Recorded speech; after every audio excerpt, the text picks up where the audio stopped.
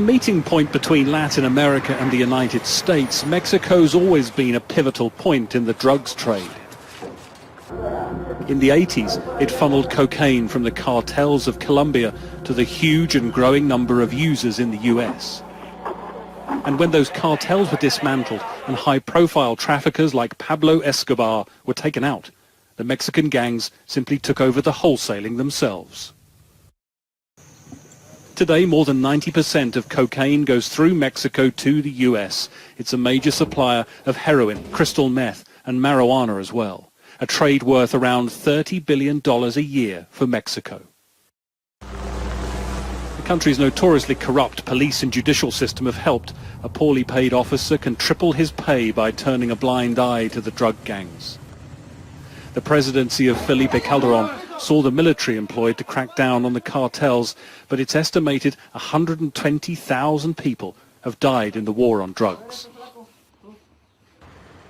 And successive presidents north of the border have tried to stop the narcotic flow too, providing aid to Mexico, strengthening border security and bolstering Mexican security services. It's led to some high-profile successes, the killing or capture of 25 of the leading cartel figures, including Joaquin Guzman, El Chapo, the most powerful drug trafficker in the world, the US said, and now back inside after a decade on the run from prison. But still the drugs flow north and weapons head south into Mexico, a deadly and lucrative exchange that authorities seem unable to control. What the crackdown has done is cause the cartels to splinter.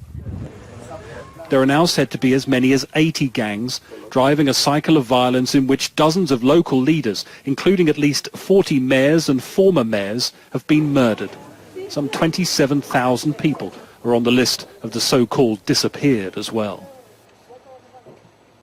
Mexico's President Enrique Peña Nieto has tried to divert attention away from the drug problem and win more inward investment into the country, but the extortion and kidnapping continues.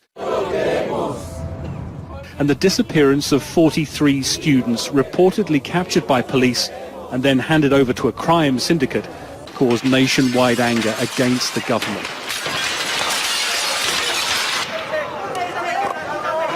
In fact, it is the Mexican people, tired of the failures of their elected officials, who've done as much as anyone to tackle the cartels, forming their own vigilante groups to fight the trade that still blights their country.